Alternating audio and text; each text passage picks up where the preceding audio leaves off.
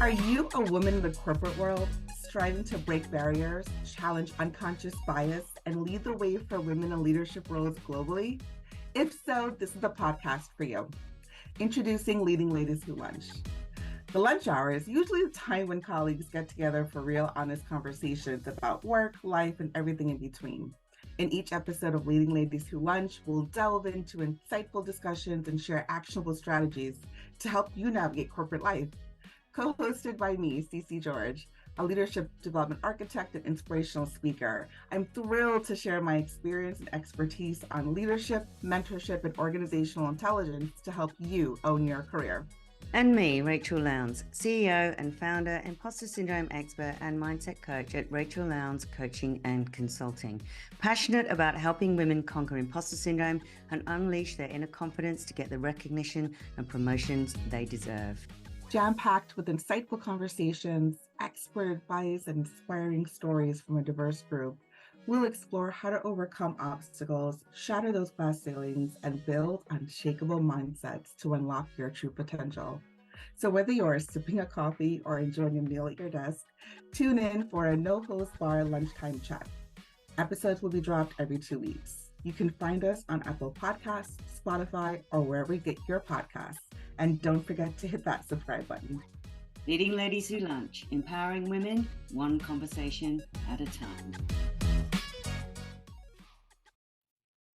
Hello, and welcome back to the Leading Ladies Who Lunch podcast. We are so excited to be joined by Mimi Nicklin. Mimi, welcome. I'm so glad that you're here with us today. Thank you for having me. Hello, good morning, good evening. Right? All right. Well, brief introduction. It actually is meant to be brief, but it's quite extensive, actually.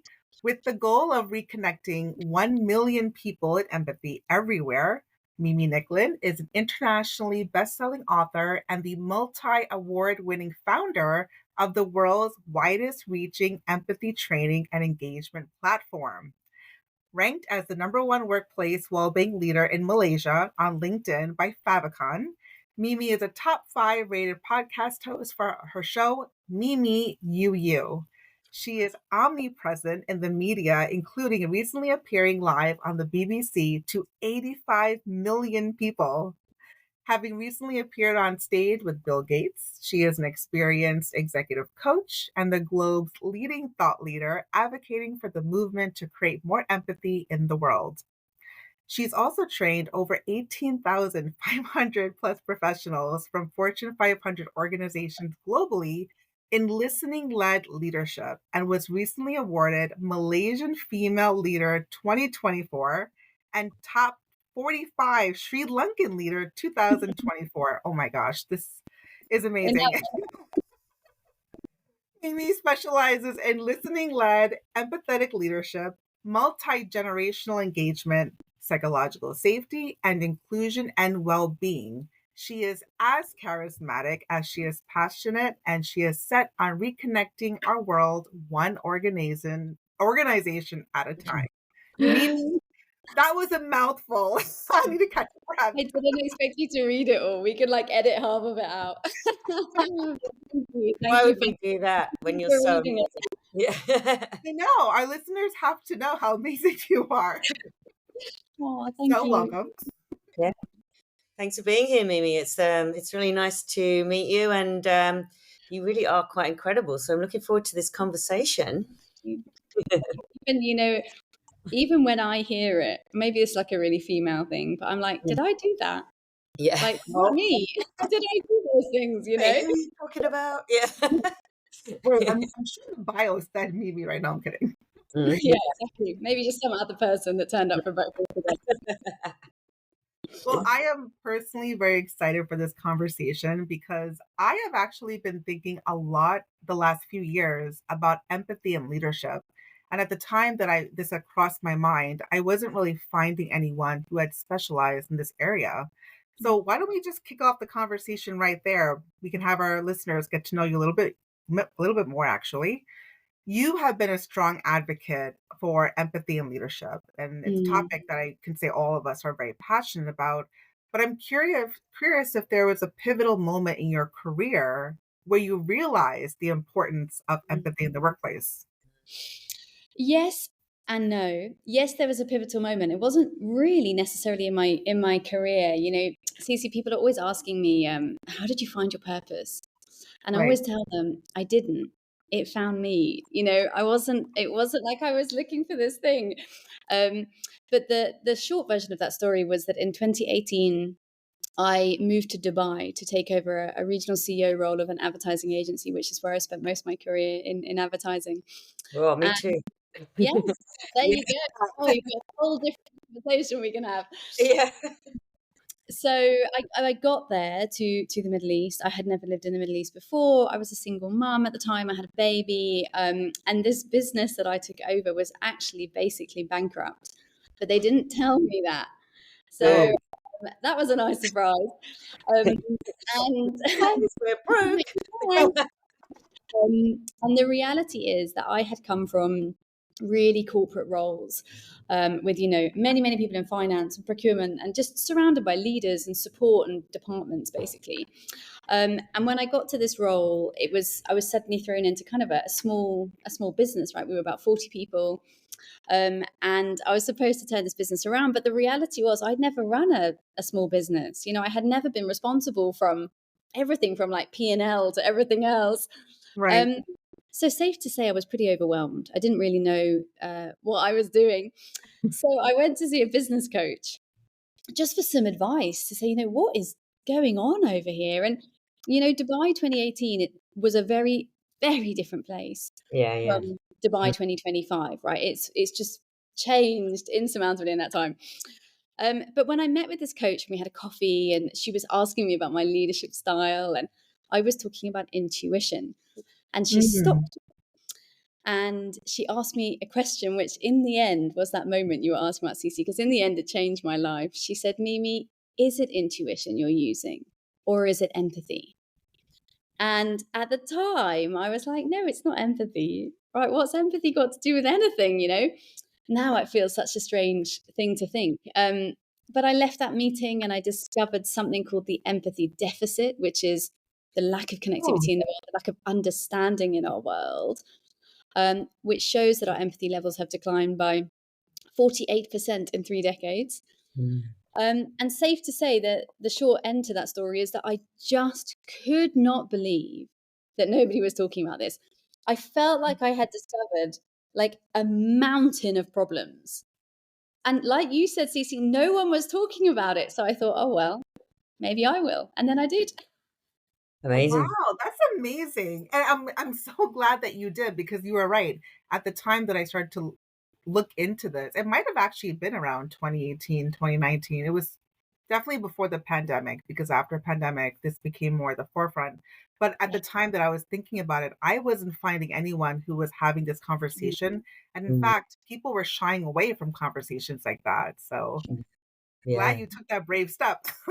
Yeah, totally. That's super interesting. I mean, you're talking there about declining empathy levels and skyrocketing levels of burnout and loneliness epidemic. In your speeches, you kind of and your work, you talk about this leading to like $9 trillion in lost productivity over the last 3 decades, now, Yeah. which is huge, right? So when you actually present these stats to corporate leaders, I'm really fascinated by this. What is their response, and then how do you position what you do to them in a way that gets them to then take action? Because empathy is Ooh, one of those things that people are like not right. interested, right? Yeah, I think a nice to have, not a need to have. yeah, Yeah. Well, you know, Rachel, it's a really good question. I think generally, especially now, so things have changed. You know, when I started this in 2018, I mean, there was, as we were saying, nobody was talking about this. mm. I remember, I think I had 300 connections on LinkedIn then, right? I was barely using LinkedIn. And to give just some Yeah, context to that, when my team presented my statistics to me last week, so end of last week, we did our quarterly review. yeah. We reached just under 2 million impressions Wow. in the first 3 months of the year. Mm. Right now, that's not me, that's empathy, right? That is the content. Because all I share, I don't share about me, all I share is about empathy. And so you've gone from 300 people Yeah. to 2 million who are engaging with that content. So part of the answer to your question is that it's changing, right? That people are like, like CCU just said, there's an awareness now, things are changing, people are noticing the role of these skill sets in the workplace. So on the whole, I guess the events that I speak at, the stages that I'm on, the fact that they invited me there means that there is, at least at the top, some level of openness to that conversation. That doesn't mean that there's not skepticism. It doesn't mean that I don't work really hard to convince them. But to your point around the data, they are really, really big numbers. And often what I'll see is, when they come up on the stage, all the phones come up, to take those screens. Often I present to HR people and you can sort of see what they're thinking, like, oh my gosh, I must tell my boss this, because they are really big numbers. Like you were saying, we're losing nearly $9 trillion a year in lost revenue, which is equal to 9% of GDP globally. 9% of global GDP due to disengagement, disconnection, presenteeism in the workplace. So we have nearly 80% as an average across the world. People are disengaged at work. 80%. That's huge. And the minute you present a stat like that, it's like, obviously, most CEOs, corporate leaders, they're all about the revenue, the bottom line, all that kind of thing. The minute you present a stat like that, they're like, wait a minute, what? Right. I've got to listen. What does that mean? How do I solve that? What does that look like? And then that's where you can obviously then present like how you work with companies in order to resolve that, right? Right. Yeah, absolutely. Those stats do make a difference. Although, shall I tell you a scary one? Go on. This one's a fraud. 52% of CEOs acknowledge or recognize that their workplace is toxic. But don't do anything about it. You're the CEO, right? So how is It's your job. Recognizing it. It's like that is completely your responsibility. You do nothing about it. That awareness is key. It's mad, right? So of course the data doesn't have a little asterisk that says, and they're doing nothing. But the context is that, right? Yeah. Half of CEOs, these are Fortune 500, recognize what my business is toxic. Well, don't just recognize it. Right. Do you think it's because they don't know what to do about it, though? Do you think that might be part of the problem? I think it's actually more than part of the problem. I think it's a huge part of that problem. Yeah. I think as well for leaders today, and I sometimes I get quite a lot of backlash on this comment, but I stand by it anyway. I feel quite sorry for leaders at the top because I think, if you look back 10 years ago, we were pretty much responsible for, revenue, stakeholders, shareholders, culture, and your clients. Pretty much. I'm oversimplifying, but do you know what I mean? It was a relatively stable ecosystem. Fast forward. Sorry, give me 1 second.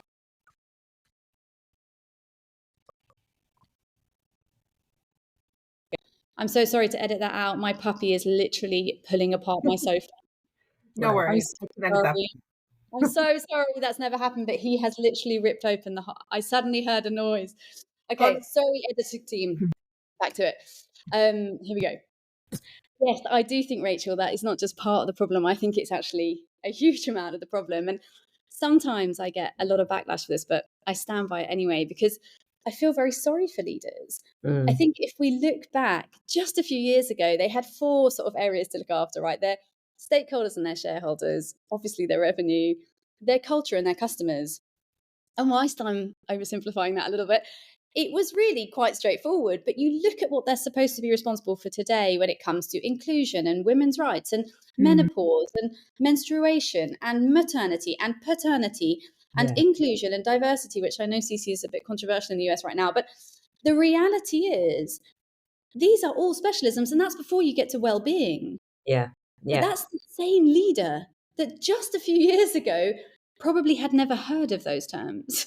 So yeah, I mean, I'm not taking away their responsibility to fix it, but I do feel for them that they do have, like you said, they just probably don't have the mind space or the skill sets to necessarily turn it around as quickly as we would like.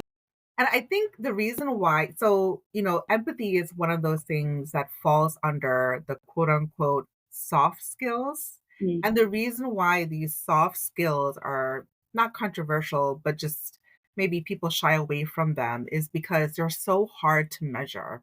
How do you actually measure these soft skills? If you're seeing a leader improve in one of these areas, how do you quantify that? And Mm, that's what leaders want to know. They want to see the quantifiable numbers behind improvements made in this area. mm, One thing I was curious about is that I've noticed you're placing a lot of emphasis on what you call listening led leadership. yeah. And that particularly caught my attention, and I was really intrigued by this idea. Can you tell us more about what that means and how leaders can cultivate their listening skills? Yeah, gosh, I have so many things to tell you, but let me answer a couple of your points there really quickly. The first thing I want to say is that they're definitely not soft skills. You're absolutely Lots of right. it. People Yeah. call them that, right? Yeah. Um, but they're not, and they're hard to find, hard to master, and they have hard business impact. So, for example, when you have high levels of empathy and culture, you'll see up to 23% higher profit. So, the first part is to tell the world every day these are not soft. Yeah. Yeah. The second part is yes, they're really hard to measure. But the way I approach that, CC, is to use all the data from many really reputable organizations like Gallup and Mercer and all of these guys who are tracking when these soft skills, hard skills, improve in the workplace, what that impact is on terms of, output and engagement and profit and all of these things, right? All of these really tenure, for example. And why I think listening led leadership is the answer is that fundamentally what we know is that when people feel heard, they Mm, rise.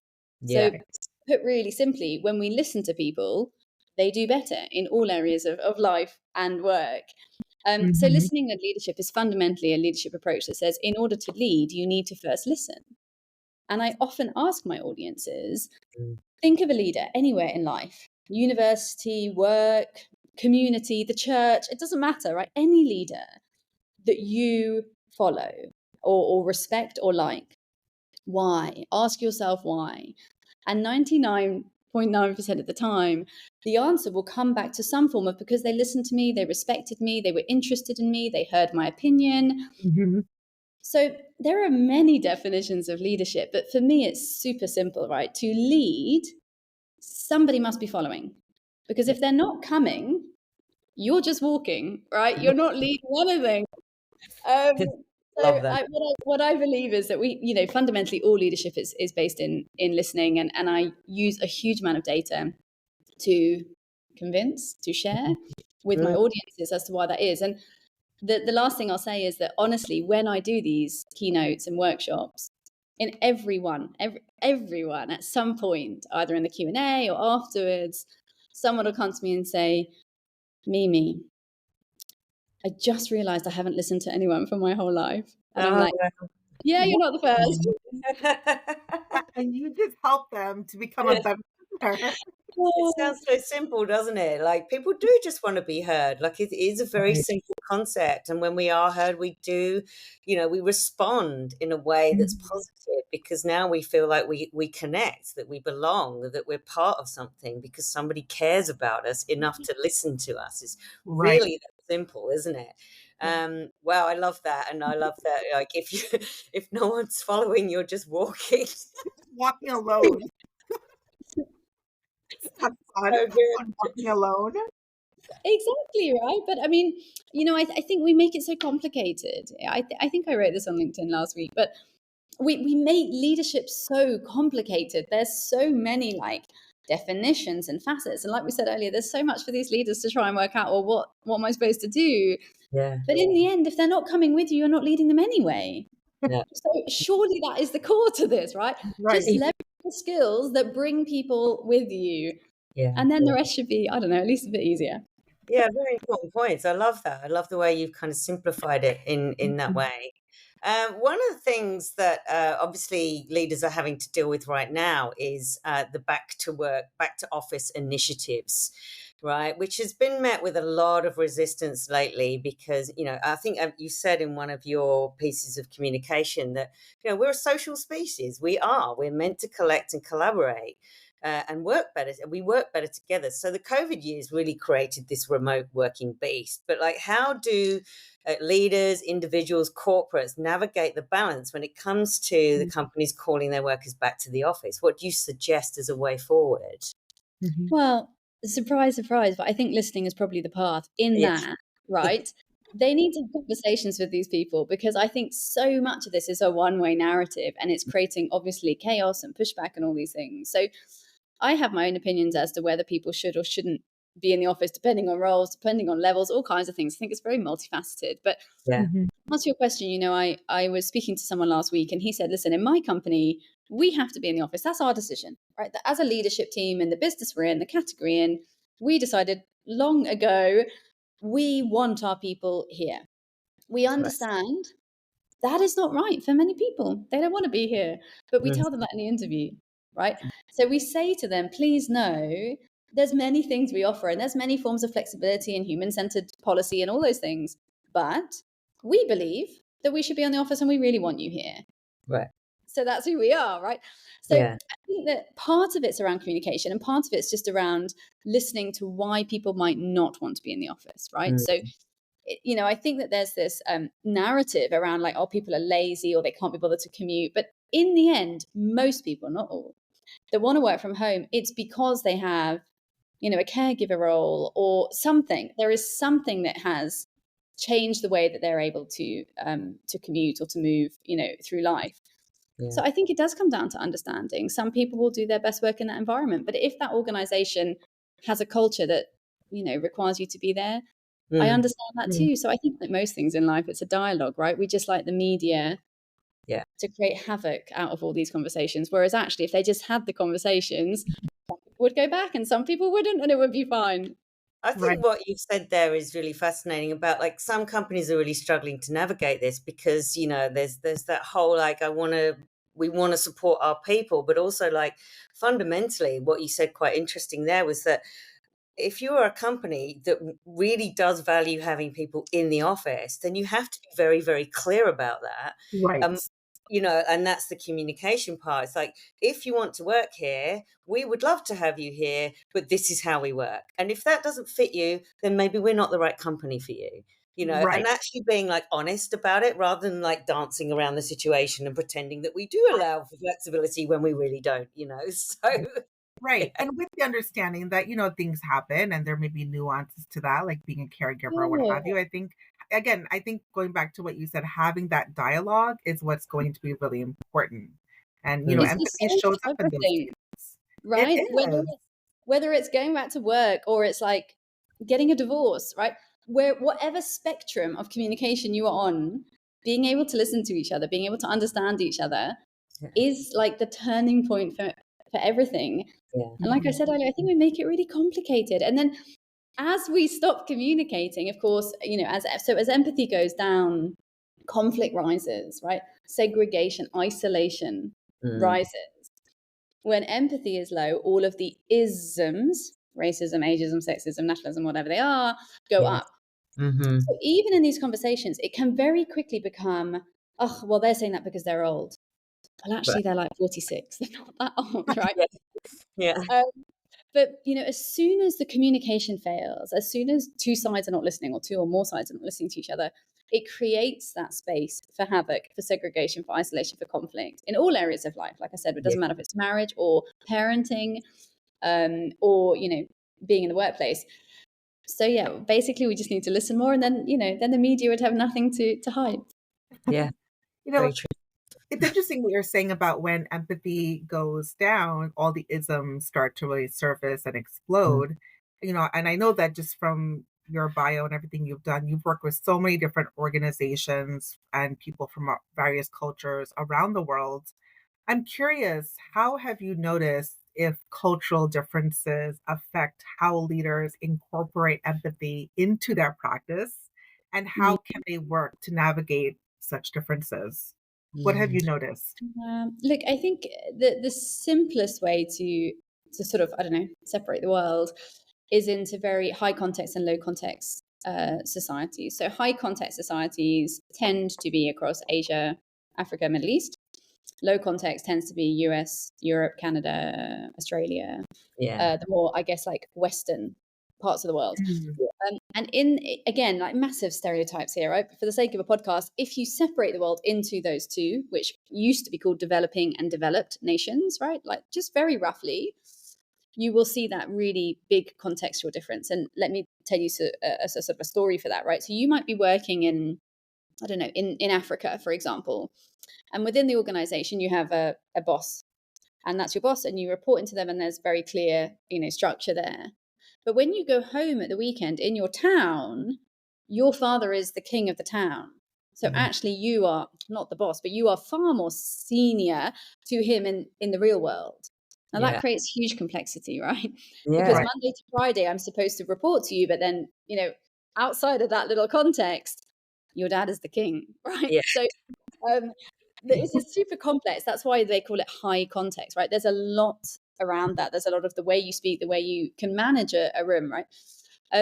So yeah, I think that the simplest way to look at that, CC, is around high versus low context. You also see it in collectivism versus individualism. So also the split tends to be the same, although there are some shifts. So for example, Japan is a very individualistic society, but also sits on the high context culture. So there are some outliers, but when we have very individualistic societies, which again tend to, you see those in the US and Europe and Australia more so, you will see very different levels of empathy in the way people engage. For example, in some of those cities, you'll see up to 43% of those cities as solo dwellers, so people living alone. They get up alone, they eat breakfast alone, they go to work alone, they go home alone, they watch Netflix alone, they go to bed alone. Like, that's just their lives, right? They just work and do it all on their own. So of course that Are you looking into my life? That's my life. Yeah, I am sharing. Like, possibly somebody, maybe So how we build connections in those cities is, of course, very different. You could go into many cultural nuances, how we use eye contact in different countries, or hand signals, or proximity, right? There are some cultures. So I'm in Malaysia. I live in Malaysia. I spoke yesterday on stage, and Malaysia is made up of three different backgrounds, right? So we have Indian Malaysians, Chinese Malaysians, and Malay Malaysians. Yeah. They come with their own contexts and histories and cultures and languages and it's like one of the most inclusive countries in the world, right? Phenomenal place. But when people come to give me feedback at the end, you can, even though they're all Malaysian, they all have Malaysian passports, okay? Yeah.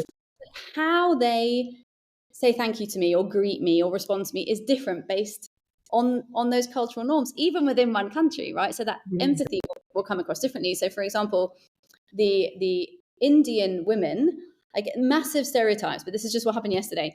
The Indian women want to hug, right? And they'll say, can we hug you? I'm like, yeah, you can hug, right? But that's not the same necessarily in the Chinese culture, which might be a bit more formal and shake hands. Right?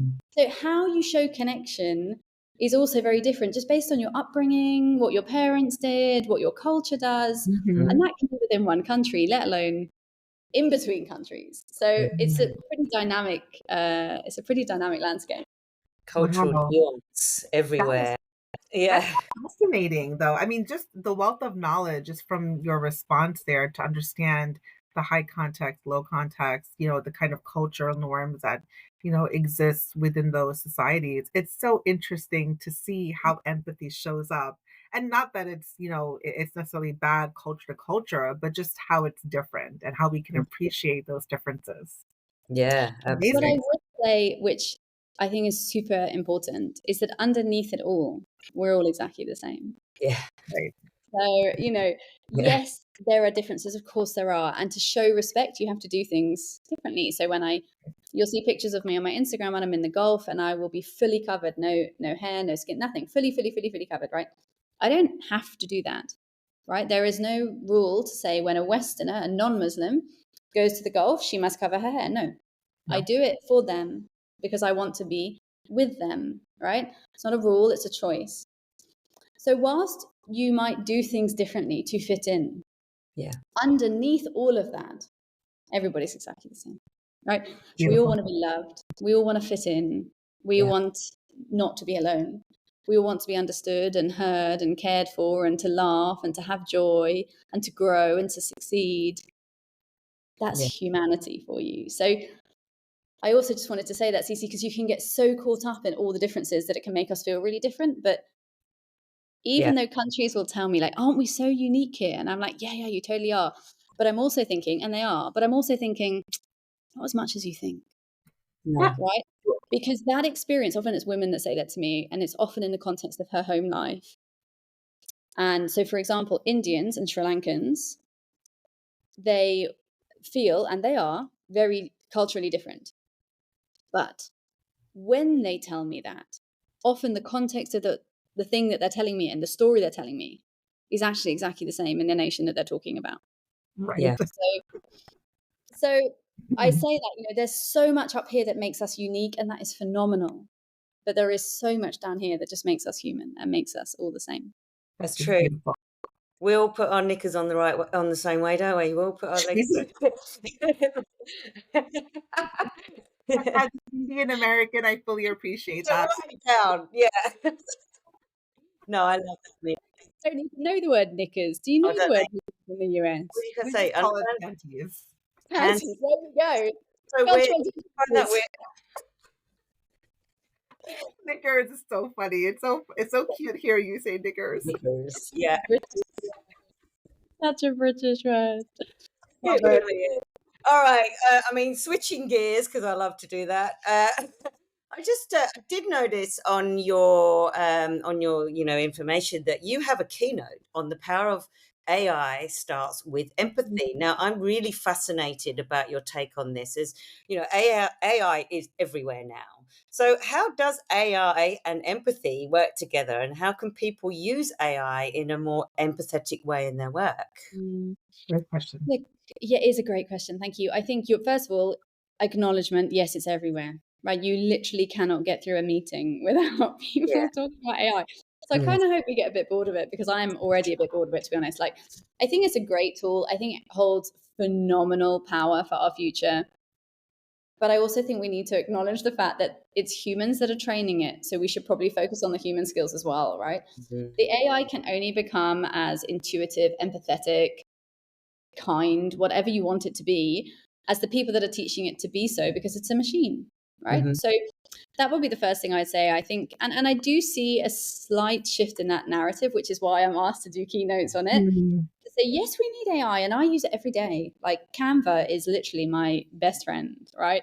The tools on Canva AI changed my life. I use ChatGPT for summarizing calls and all kinds of things, right? So phenomenal supporter of it.